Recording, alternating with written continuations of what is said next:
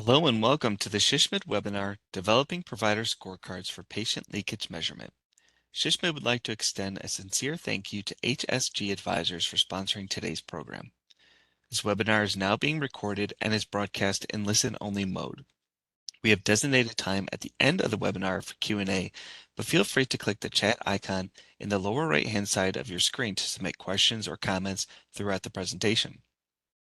It is now my pleasure to hand it over to today's speakers, DJ Sullivan, Chief Strategy Officer at HSG Advisors, and Travis Ansel, Chief Executive Officer at HSG Advisors.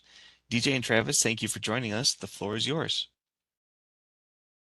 All right, thank you, Tom, and welcome everybody. Appreciate everyone joining today's session. As Tom said, this is developing provider scorecards for patient leakage measurement, a topic that has become increasingly asked about amongst our health system clients. Patient leakage, obviously a huge topic these days. So we thought it would be smart to kind of give our observations around how we see organizations measuring patient leakage, best practices for discussing strategies to mitigate patient leakage, and especially how you involve providers, both in terms of giving them the right data as well, and then involving them in the conversations around managing patient leakage. As Tom mentioned, my name is Travis Ansel. I'm CEO of HSG Advisors. HSG Advisors works with hospitals and health systems across the country, basically at every intersection of health system and provider strategy, whether that be growth, employed provider network management and operations, or compensation.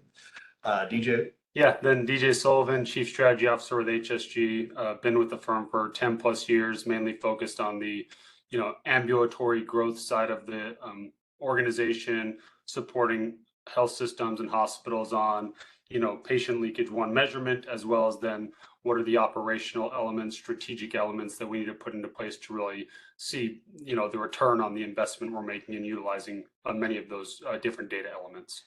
Yep, perfect. So today, we're going to start out by talking about, given our roles, we have the opportunity to see how a lot of health systems look at patient leakage.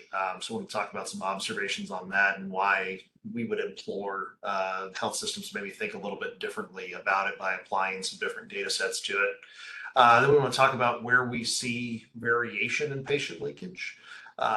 And then third, one of the things we're going to talk about is using a claims-based approach to identify patient leakage in a different way than we see a lot of health systems looking at it currently. So we'll do some exploration around that. And then as Tom said, we'll be happy to take your questions at the end of the session. So starting to think about just patient leakage in general, when we think patient leakage on our side, I think we see a lot of health systems kind of, when we say patient leakage, thinking referral, and I need to get my physicians or my providers to refer within our network to our specialists. And partially people think that way, I think, because that's the closest relationship we have. There are our physicians. We all win when that patient stays in our network. We want to have the most robust set of specialist capabilities that patients want to see and that providers want to refer to. So that's the way we think about patient leakage is really that referral piece. But we also think that hospitals and health systems think about patient referral as being patient leakage, because really that's the only thing we've historically been able to measure. Right, and that's even in the last 20 years, have we had the EMR systems that allow us some insight into basically just seeing, a referral was made by this provider and the patient went where they were referred to. Like that's kind of been the history of the data that's been available to us. However, patient leakage and patient referral got tied up together. One of the things we're going to talk about is really, there's a broader definition of patient leakage out there that we internally espouse, but that we think health systems should espouse as well. And so, when I was commenting on, how do health systems currently measure patient leakage? if it's anything, it's ideally on the electronic medical record side, which is actually using actual data. We saw a provider made a referral for a patient, and that patient ended up where we thought they were supposed to. Even with that data set, we see a lot of gaps in that data. It's very, very reliant on the data being input into the EMR. It doesn't give us insight as to if the patient doesn't accept the referral or the patient doesn't end up where we referred them, what happened? Did they choose an alternative provider? Did they not seek care at all? Even worse than that, we still see a lot of organizations just kind of managing patient leakage anecdotally. I perceive this, I as a healthcare executive perceive my providers are doing this. We're losing a lot of this service to a competitor. And that's even for organizations that are on the Cerners and the Epics of the world, because there's one of the things when you work with several hundred health systems, you have the insight to see not everybody has the same EMR experience, even if you're on the same platform. So, while we see probably varying accuracy and kind of anecdotal thoughts from an administrative perspective about patient leakage, it's really not something you can build a system around, nor can you build a business development strategy around it or a patient retention strategy around it. But so if that's the very narrow thing that we're thinking about when we think patient leakage, like that patient referral metric, whether we're thinking about it anecdotally or we're thinking about it from our EMR, what we would probably try to push organizations to is, referral is one of many, many factors that determines whether a patient stays in our network. And when we think patient leakage, we really think about there's an opportunity. So for all the patients that have any level of interaction with our services as a health system, when they interact with us and then choose to seek subsequent care outside of our network, it could be for any number of reasons, but these are all things that if we want to be the provider of choice in our market, that we have to have a strategy for, that we have to have our arms around, and that we have to be able to apply some level of data to be able to say, it's not just referral activity that's driving patients in or out of our network. It's all of these factors combined that allow us the opportunity to retain a patient. And so, when we think about things that are outside of just the referral, from a patient perspective, we see brand loyalty. So whether have I been a patient with this health system before? The reputation of the provider. Do we, from a patient's perspective, geographic considerations, but which also probably comes to the health system side of where have we placed and aggregated our services? We see insurance issues increasingly driving patient behavior with the rise of high deductible health insurance plans. On the provider side, for the stuff that is referral driven, existing provider relationships, especially as, over the last 10 to 15 years, a lot of independent practices have been brought into employed networks. That doesn't mean necessarily that the teams have changed or the referral patterns have changed or the perception of specialist capabilities have changed. Health system alignment, so can drive provider behavior when we're thinking about patients, as well as on the provider side, insurance issues. So, sometimes whatever's the easiest at the front desk when we're trying to get a referral made, as well as anything related to pre-authorization processes for our network can also drive, whether a patient stays in. But then there's also a whole level of operational factors that can contribute to patient leakage. Everyone right now has a strategy for patient access and trying to improve access. Insurance issues in terms of where are we in terms of the insurance providers in our market, and how are they directing patients around us. And then scheduling is also a big factor when we're thinking about patient leakage. There are definitely system to system, even within the same market, different capabilities and competencies in getting patients in. or even down to the practice to practice level, different competencies and capabilities. So all of these things are the things that contribute to patient leakage. And so taking this back to where we started, when we're thinking about that data point of provider referral,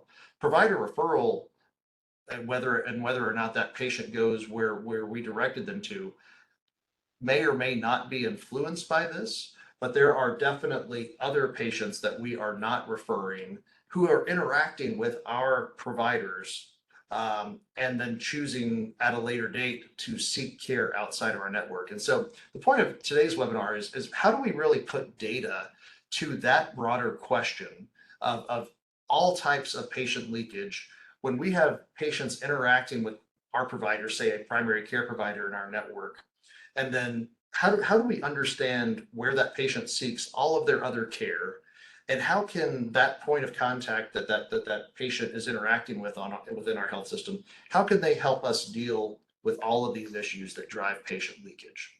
And Travis, is there maybe before you transition, one more comment on the last slide? Is one question I guess I hear a lot from clients or our health system partners is, which of these things can we potentially control? And what are the things, if we're trying to optimize or think about the strategies that come from, patient retention and keeping patients in the system? We find most frequently the operational factors are the elements in which we as the health system, from that purview, have the most ability to actually troubleshoot, impact, overcome, operational type things, where some of the other factors are issues and areas we need to be aware of. But the things that we potentially have the most control over, we find most frequently kind of fall into that operational bucket from our third party point of view. Yep. And so if we're thinking about how do we get to a level of data that allows us to see that entire patient utilization of the care continuum and attach that to, are they interacting with our health system?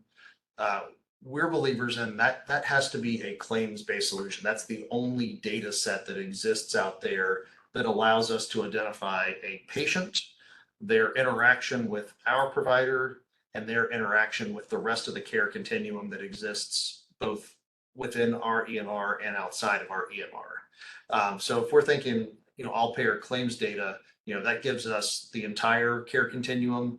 It gives us, the ability to cut the data and look at, here are all of the patients seeing our primary care providers. Where are they seeking the totality of their care? Here are all the patients that are ending up at our specialists. How are they getting there?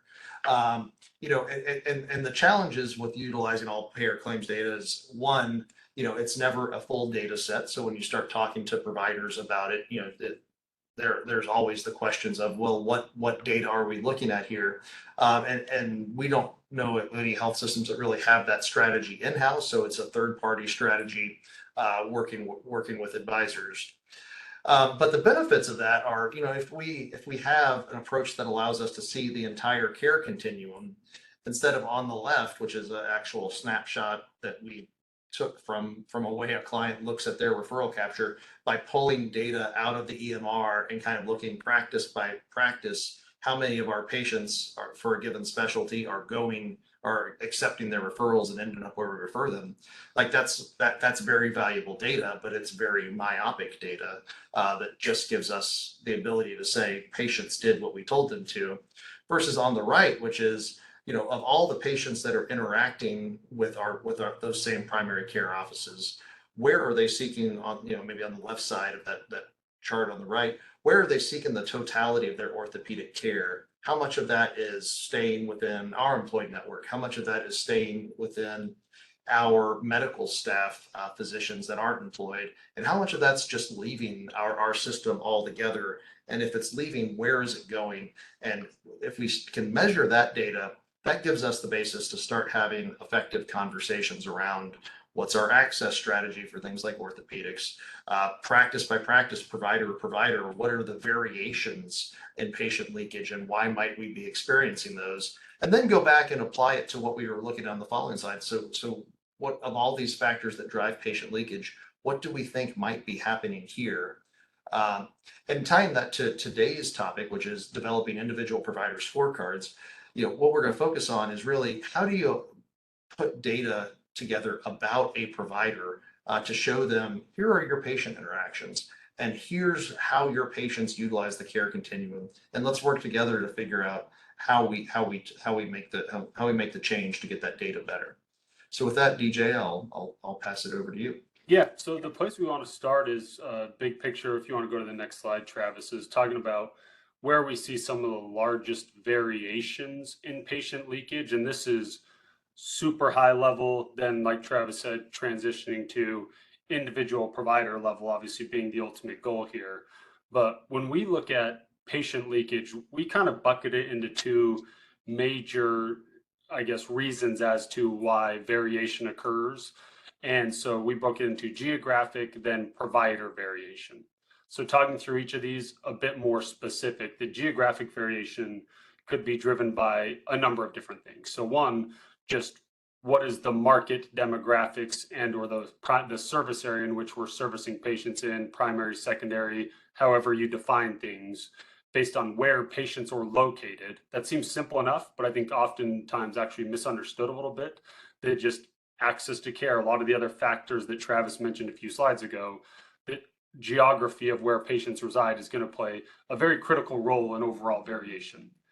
The type of mix of providers within whatever the practice or practices may be is going to also impact a lot of things. So if you think about a primary care only practice, you would expect your keepage or leakage from that practice to be different than if you had a practice that was primary care plus urgent care, because the patients that are utilizing those two separate sites of care, while they may feel the same of primary care versus primary plus urgent, the actual utilization of those we find by looking at data, and the leakage from each of those practices is actually very different.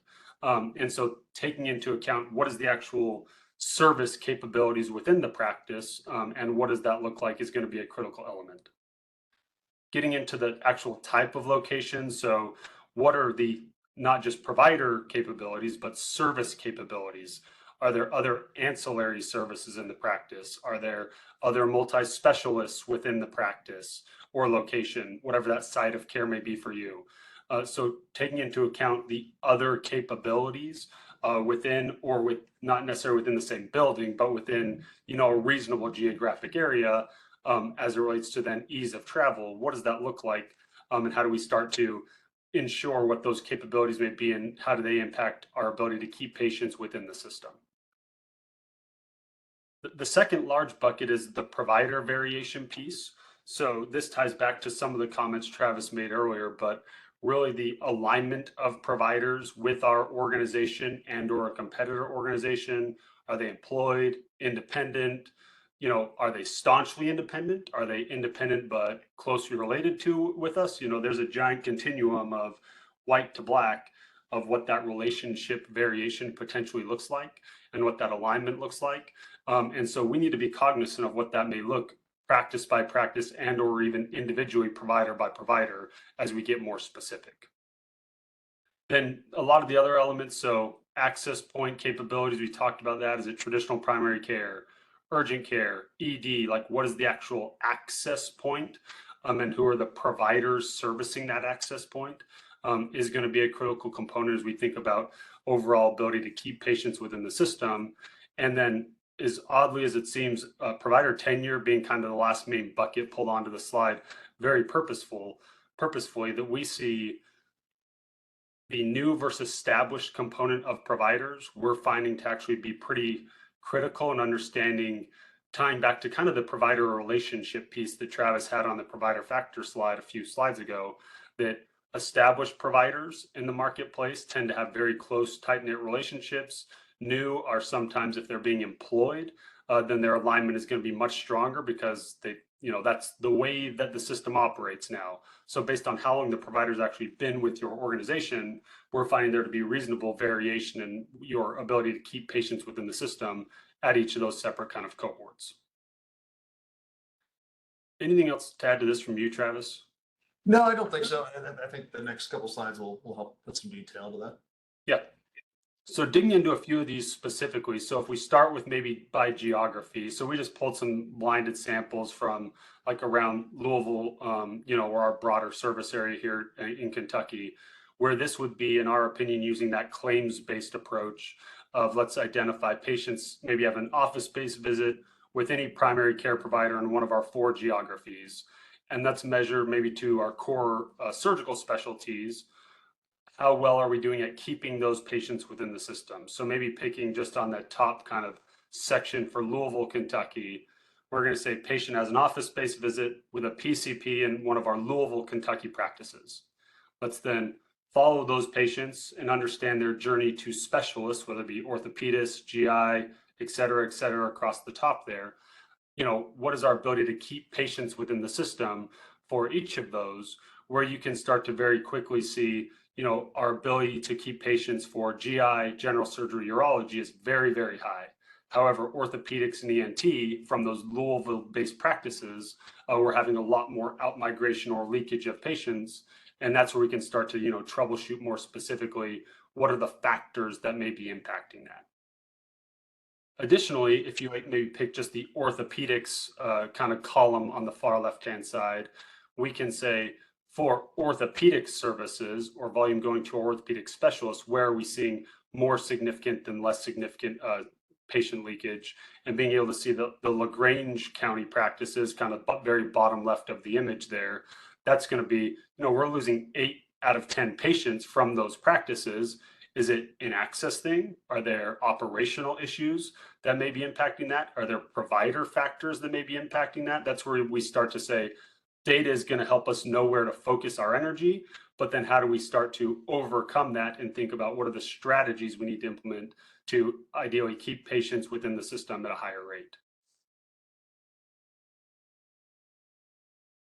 This would then kind of the next level piece. So let's take a geography, let's break it down more specifically. Let's say this is a breakdown of our Louisville-based practices, and these are the primary care practice A through D of our employed practices, as well as also looking at competitor practices, where we can start to identify what opportunity exists from each of those separate specific practice locations. And so let's pick on the image example kind of written on the right of we're capturing 80% of the urology volume from our competitors. So if you pick on competitor A and B, and then you look all the way to the right-hand side of urology, we're actually capturing, 80+% of urology specialist volume from our competitor locations. Why is that? Is there a service capability we have in urology that we don't have in our other service lines like orthopedics, GI, et cetera? And are there things that we could think about from our urology service line that we could replicate to potentially capture more patients from those other locations? And how do we start to prioritize what that looks like? Conversely, we can use the same idea, only thinking from our primary care locations. How do we prioritize, where we should be focusing maybe our time and energy on ENT growth or GI growth or whatever it may be, where we can very targetedly start to layer things down. Let's start big picture, get more narrow to an individual practice, and understand at that practice level, what specific types of conversations do we need to be having.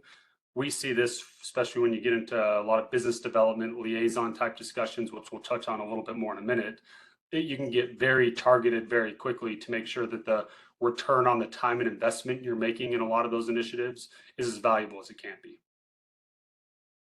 And DJ, one thing I'd add to all this, so going back to the urology discussion, so one of the frequent blind spots that we see our health system partners have is, we may have transparency into our own EMR so we can see at least our referrals going out, but the sources of where our specialists are being fed from and the alignment of those providers, so is traditionally a blind spot. So if I'm the health system that is drawing 82% of urology volume from a competitive PCP practice, my first reaction is that's great. My second reaction is that's a real threat to those providers' volumes should that competitor PCP as organizations start tightening up their own referral and or patient choice leakage strategies. So utilizing this type of data gives us insight into that issue as well. Yeah, great comment. Then this would ultimately, I think, I guess, title of the webinar, where we ultimately go, of a potential provider scorecard. Being able to get to individual provider detail that can be shared at constant intervals with providers, that provides enough detail, but also enables us to start to answer specific questions and have conversations. This being, once again, using that claims-based approach of being able to articulate, let's pick on maybe cardiology at the top line. So this would be maybe Dr. DJ Sullivan, this is my report I get once a quarter that tells me patients are seen in my practice, have an office-based visit with me.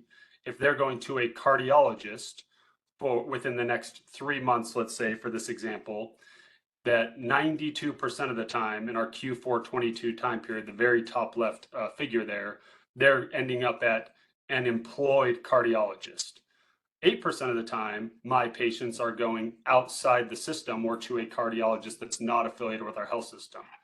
Is there a reason why? Is it patient factors? Are there provider factors? Are there other operational factors? Does it matter? Or is 92% great? And so let's start to think about that for all the service capabilities that we have and that my patients are interacting with. So you can see for cardiology, we've gone up to 97% of my patients in the most recent time period are staying within the system. That's great. The middle column gets into how many patients does that represent? So my patients that utilize my office and my care, how many of them are ending up at a cardiologist? And then ultimately at the very far right-hand side, how much service volume, how many ultimate, outpatient, ambulatory, other ancillary services are those patients receiving? Which can start to give us, some insights into, health of the patient, what total utilization of the patient population is, those types of things that we want to continue to kind of track and trend over time. Understanding the value of a patient to the health system may not be equal for every single service or sub-service capability that we have. I guess one note I'll add here is, for anyone who's had the experience of pulling patient referral reports out of your EMR and trying to talk to a physician or an advanced practice provider about that data, what we like about taking a broader view of patient leakage is it's less pejorative. So referral report, tell me why this data is the way it is, versus this patient leakage type data, which is, here's what we know about your patients. Let's explore together, of all the factors that drive patient leakage, what we can do to help improve some of this leakage, of which referral might be a part. But we found that to be a much easier conversation, and putting data like this in front of a provider, in front of a practice, in front of a physician leadership council that might have an operations and finance committee working on this type of information. Yeah, I love it. And the one other point I might make on this, Travis, is we get questions a lot on, or it seems like relatively frequently on, what's the best measurement for this type of element around patient leakage. We find actually, or we recommend using unique patient volumes, because the value of a patient is variable, we find, very much health system to health system. And what your organization's capabilities are. So there's lots of other ways to potentially put a value around a patient and your ability to keep them in the system, but starting with unique patient volumes and keeping it there, we found to be kind of a best way to communicate that with providers, because it becomes a very real, kind of tangible element to them when you're having some of those discussions of, oh yeah, I potentially know who those 52 patients that went to some other cardiology, I may actually know them personally based on their interaction with my practice, that sort of thing. And so we're going to transition a little bit, but a few things we wanted to additionally talk about are, in using this claims-based approach, what are other elements that's kind of driving action? So once we have a scorecard like we just showed, which may be, we're updating every quarter, every 6 months, once a year, whatever your organization determines is the right interval. Once we're kind of reviewing that continually with providers and have that scorecard kind of available to them, what are other ways we can utilize similar data sets to then drive incremental volume to the practice and or the health system? So with that, where we'll start is maybe back to that business development provider liaison type discussion, where a lot of the things we see are, once we feel like we have strong control over what's happening within our network, it becomes a prioritization of what other opportunities within our market exist to grow patient volumes, to drive more volume to our specialists, to our subspecialists. And so we like to use specifically a kind of visualization approach where let's understand the total volume of patients that, for the example here, we're maybe capturing data on all the independent competitor, provider groups within your marketplace. And we can see just based on kind of the top 4 or 5 there, independent practice A, if we're looking at volume to gastroenterologists, there's a lot of patients, almost 2,000 to 3,000, depending on the time period, that are coming from that practice to GI physicians. But, 80, 90% of the time, they're coming to our providers anyway. So is that a priority for incremental growth?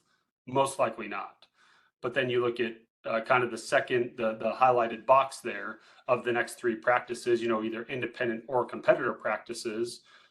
There's a significant number of patients coming from those practices, but you can see almost the entire bar being gray, identifying those patients are not coming to us, but we are capturing some there. Those are potentially immediate priorities for our team to start to prioritize. We need to go have some targeted discussions with ideally those groups around our gastroenterology capabilities, the providers that we have in-house and or potentially recruiting, bringing on, whatever your plan is as a health system, to think about incremental growth outside of just your kind of core cohort of providers. Anything else there, Travis? No, I don't think so. Yeah. And then that kind of ultimately gets into, the identification of specific provider alignments. So if patients are getting their specialty care services somewhere else, where are those patients actually going? And what is then their relationship with our organization?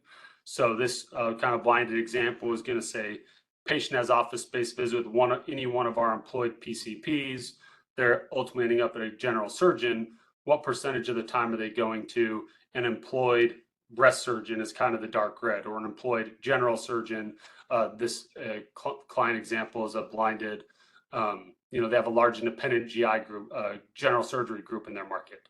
So being able to identify where specifically are those patients going, we have found when you're actually working with providers and showing them data, being able to get very specific of patients are in DJ Sullivan in your practice, they're going to these top 10 general surgeons within the next 90 days. What are your relationships with those general surgeons, if any?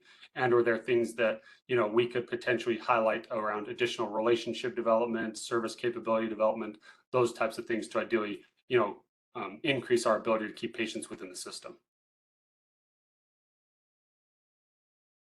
And then the last 2 elements that are going to touch here is specifically focused around driving volume to specialists. So this kind of gets back to the not necessarily true referral, but who are the top specialists that are referring patients to for this example, to our oncology specialists.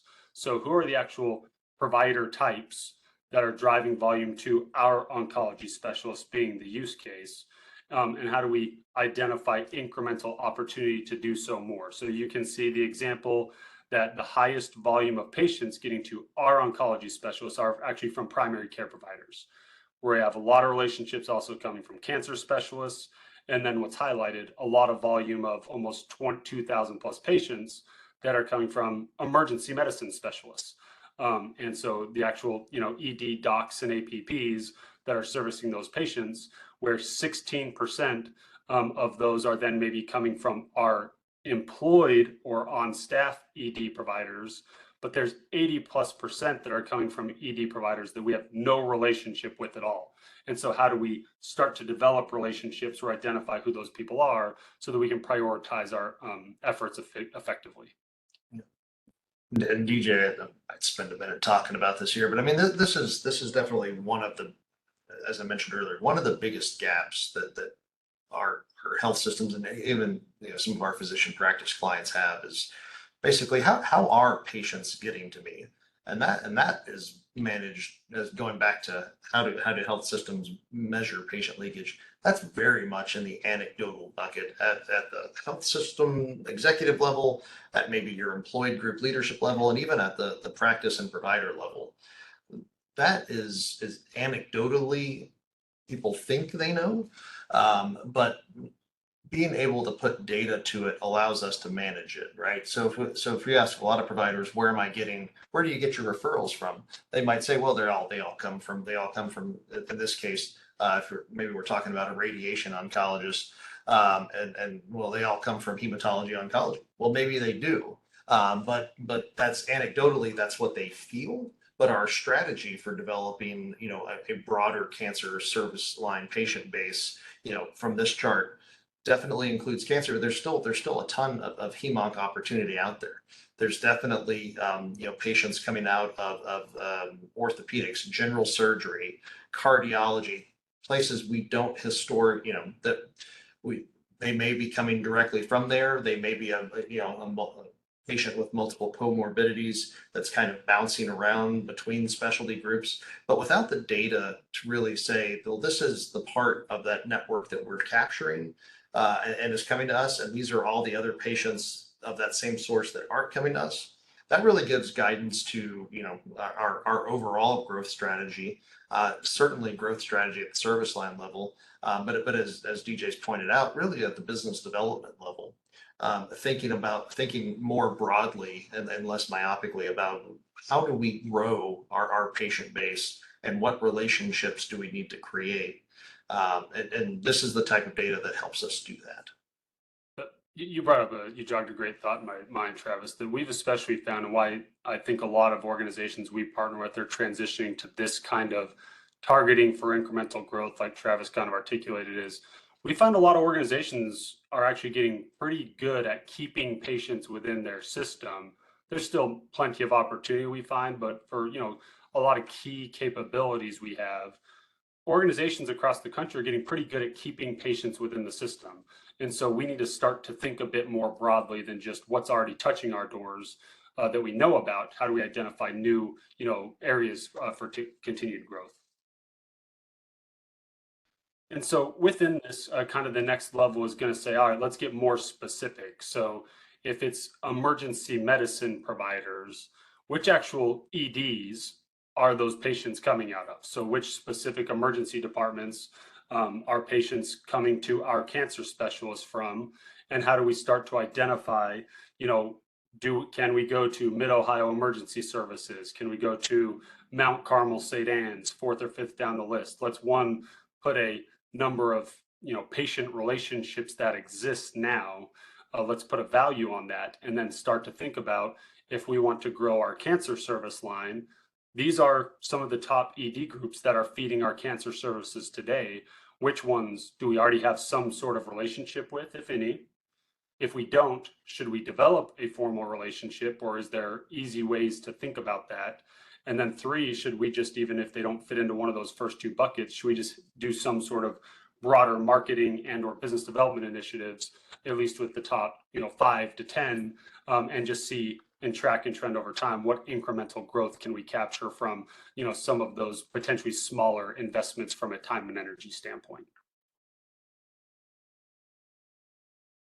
Then the last piece here that we like to focus on is really around the employed network leadership, where there's a component of having continual elements of patient leakage focused on and at the employed network side. So if you're an employed medical group leading 100+ physician group, potentially thousands as we see for some health systems across the country, you need to just have some way to consistently be able to measure how well are we doing at either keeping patients in the system and or what are our top opportunities for incremental patient growth for each of our individual service lines. So just continually having that be, forefront, something that may be a little bit outside of your traditional EMR metrics, but is going to measure overall patient leakage. We find that to be critical for, that cohort specifically to feel successful.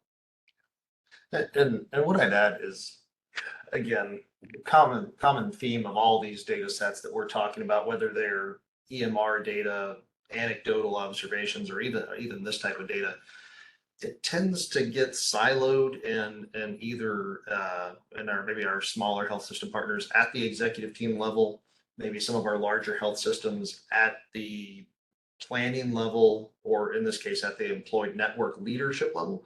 But very rarely does this type of data make it down into the provider's leadership structure. So not necessarily with individual providers, but with some form of provider leadership or governance structure. So for most of the employed networks we work with, there is some form of provider leadership council, provider governance. There's 1,000 names for it, but a cohort of physician leaders or advanced practice provider leaders working within the organizational structure to provide provider perspective in operations or governance. And this is the exact type of data that you don't want to start your first meeting with it, but as that group matures, or that group develops subcommittee structures that focus on things like network integrity or operational and financial performance, this is the exact type of network level data that if you put it in front of a group of providers, they inherently understand the challenge in front of them. There's a little bit of cultural competitiveness. There's a little bit of it's the complete provider mindset. This is a problem. Let's figure it out. So seeing provider, especially when you get it in front of multiple types of specialists in the same room that are all kind of experiencing that same, well, why is endocrinology only leaking 33% and cancer only 12? What's causing that? It's the exact type of problem you want to engage providers in helping you solve, provided that you can get past this is what this data is, here's what it tells us, here's what it doesn't tell us. But it's exactly the type of thing that we want to engage providers on eventually, because they will be your biggest champions as a group, not individually, but as a group at helping deal with some of these issues. And the last thing before we kind of wrap up and lead to formal conclusion and Q&As is, as we think about, so the scorecard sample, if you want to transition, Travis. No, you're good. Everything for the scorecard kind of originally shown was the views practice provider level are very focused on just the patient leakage component, which we think is obviously extremely critical, but shouldn't be the only element. And so we like to make sure, as we're thinking about from our third party point of view, there's lots of other metrics or elements that probably need to be reviewed, and kind of what may be a scorecard report that's pushed into a individual provider every month, where it might be, this is your patient leakage metrics for our course medical and surgical specialties. Additionally, here is staffing within your practice. Here's where your productivity aligns with your compensation. Here are other supporting quality metrics, access metrics. Like, it needs to become more robust than just patient leakage. We think starting with patient leakage is going to prove the most immediate ROI on the financial aspect and growth aspect of the organization. But if you continue to think about overall, cultural development, a lot of the elements Travis was talking about, starting to pull in a lot of these other elements at the individual provider and or practice and ultimately network level are going to be very critical to make sure that you're kind of continue to set up to be successful in the future as well. Yeah, that's a great point, and one that we see a lot of organizations struggling with is, how do we pull disparate data sets in our organization into a view that is digestible by our network leadership, by our director level, by our practice management level, and especially by our providers, who are always very interested in this data, but always very quick to point out its flaws if that resonates with anybody. All right. So we'll wrap up and then we'll move to Q&A if there are any follow-up questions from anybody. Just emphasizing some of the themes from today.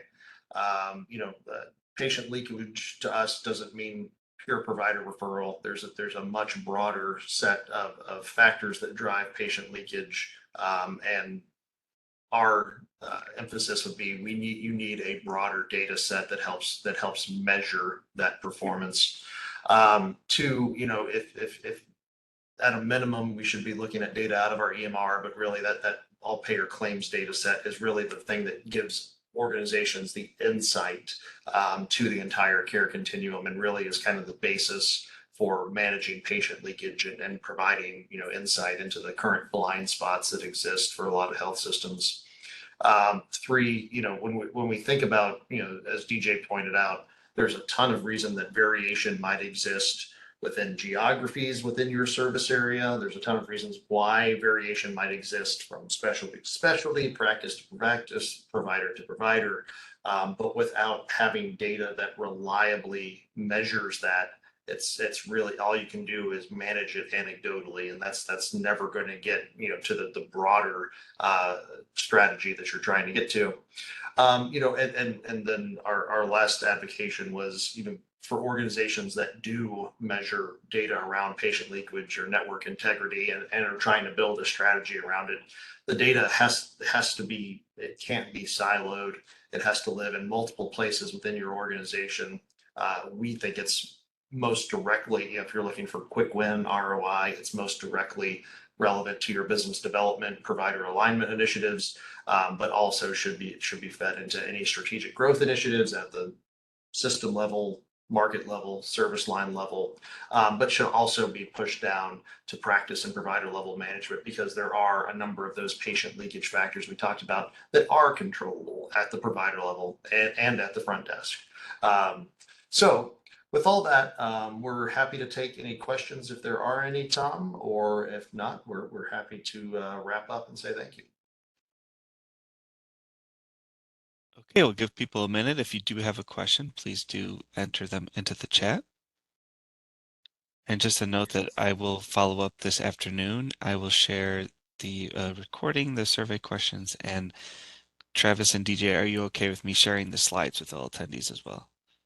Of course. Okay, great.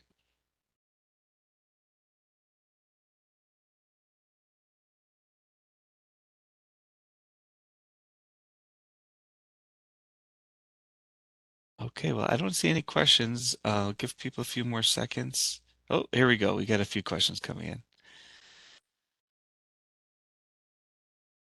Can you all see those? Do you want me to read them, the questions to you?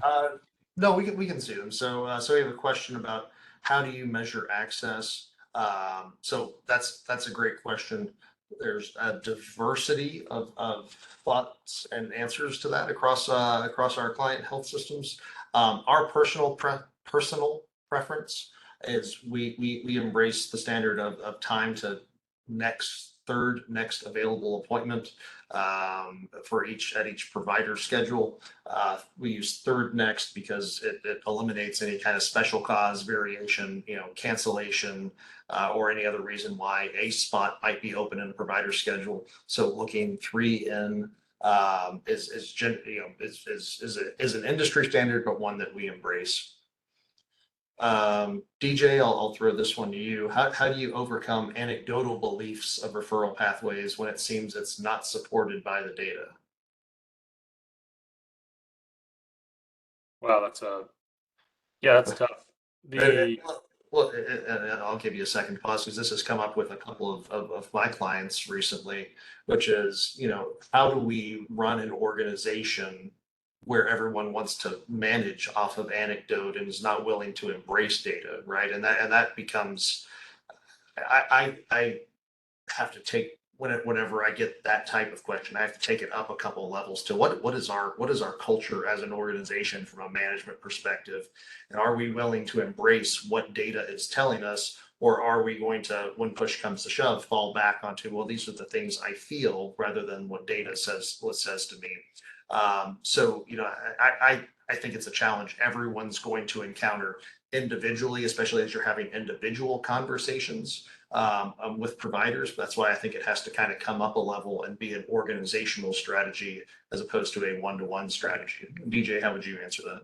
Yeah, the one I agree with your comments. The additional piece I might say, especially depending if you're having individual discussions, the kind of what I guess we had is slide 8 of identifying there's lots of reasons and lots of factors that play into why your patients may be ultimately receiving care somewhere else. That it's not just Dr. DJ sent his patient somewhere, but my patient ultimately received care somewhere. These are the potential reasons as to why that took place, and the things that we can then control within that. Like I said earlier on, that there may be provider level things that drive my patients somewhere else. Maybe I can't control those.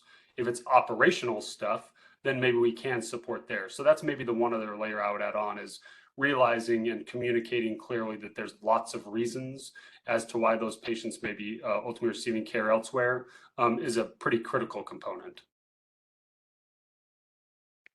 Yeah, I think that's a great answer. That question's actually popped up a couple of times. There was one on the same theme of how do you work with providers who will not believe the data is correct when it comes, even whether it's claims data or EMR data.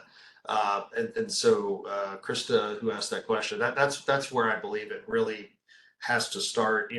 Without knowing your organization, it utilizing this data has to start at engaging physicians at a group level not before we take it down to the individual level, but it has to include a strategy for broadening this data across a group of providers and not having it just be accusatory of primary care to GI. Why aren't we keeping GI as opposed to network level? This is how good of a job we're doing across our entire network by specialty of keeping patients in network before we take it down to a practice level, before we take it down to a physician level. What are the challenges, engaging administration to our provider leaders? What are the challenges by specialty that we might be encountering that would account for differentiation? And utilizing some of that kind of group discussion around the data to help shape your individual conversations, because you're right, it's extremely hard to get someone to believe something that they feel to be different when you're showing them data, especially when that person is a physician or an advanced practitioner. So we really fall back to one. You've got to have a data-driven culture that says we're going to make decisions based off of data. But two, really, from a physician or advanced practitioner standpoint, it has to be a network-wide, group-wide, leadership strategy as opposed to just data that we use to facilitate one-on-one conversations. For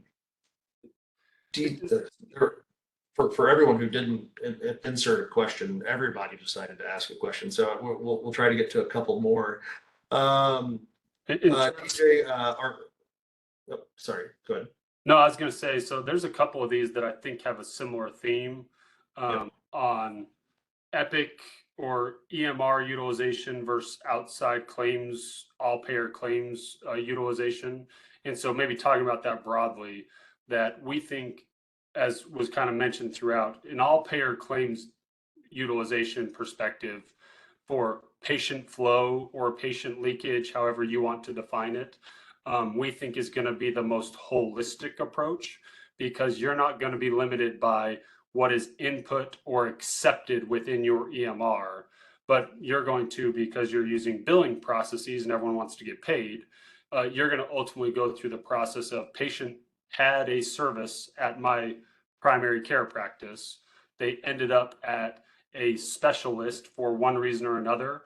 We would probably recommend using either all outpatient services or a combination of outpatient plus inpatient. I think that was a question as well. So that's a little bit organizational dependent, but probably just looking broadly across how are those patients receiving any subsequent care, and using that claims-based approach, we think is going to be the best and most holistic, because you're not going to be restricted by any elements of what's kind of being input or accepted within your system.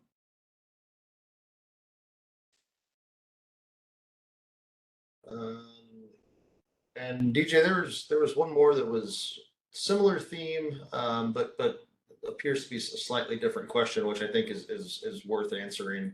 So this is on, again, overcoming anecdotal beliefs. One of the questions was, how do you overcome anecdotal beliefs of referral pathways when it seems it's not supported by the data, i.e. a provider in a particular specialty believing that their referral base is a specific specialty, whereas the data might suggest that that's not what's going on in our current market. And what an immediate thought might be, where do surgical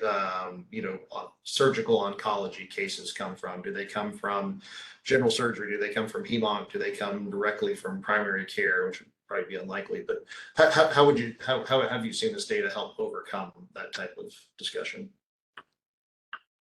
Yeah, I think in my mind, potentially that feels very like specialty specific, almost like the example you started to give, Travis, of I think that's going to be pretty important to understand what's the capability of that provider and what type of services are they offering. Because what we find is the more specialized the provider comes, then probably the more broad of where their patients are coming from is going to take place.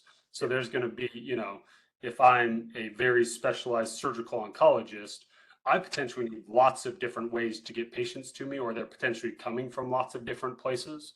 And so there's a couple different ways you can then start to think about that is, one, what is access to that specialist look like and what's an appropriate time frame? So if I'm a surgical oncologist that's very specialized, it might take 4 to 6 months to get into me. Or if your access is great and you have other things, it might be, I'm going to be as available as I can. Everyone's seeing in my practice within a month. And so how you're actually measuring and the time frame to get into me as a specialist, I think could also play a pretty significant role in either including or excluding noise from kind of whatever that data subset might be looked at. It looks like we have time for maybe one more.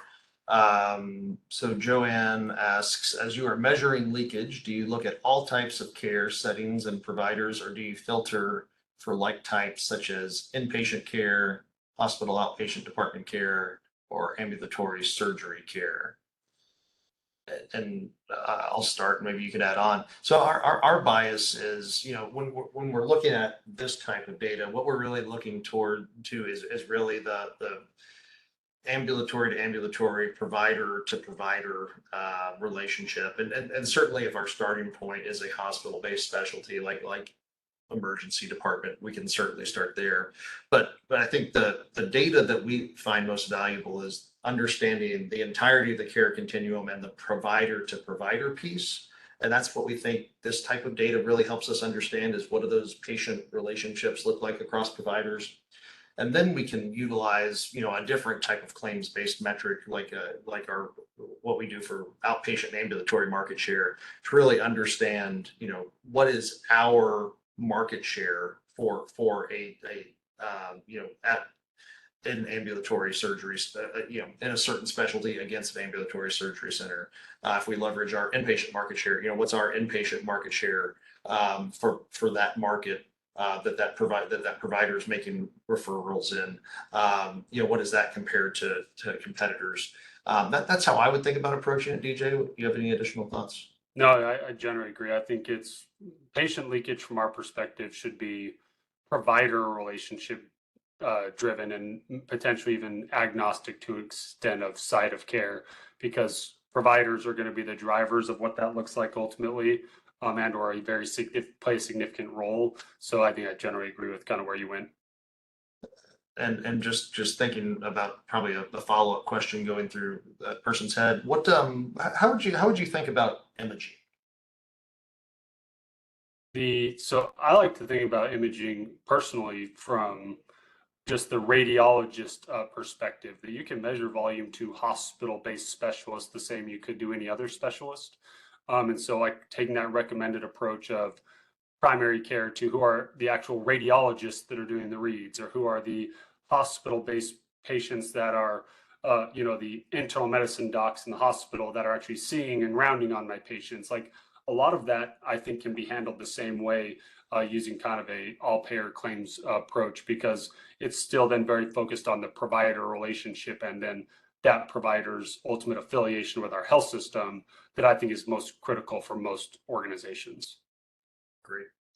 All right, Tom, it looks like we're at 2 o'clock. If we didn't answer any of your questions, our email contact is in the slide deck that Tom will circulate. So we're happy to, please send those to us. We're happy to follow up.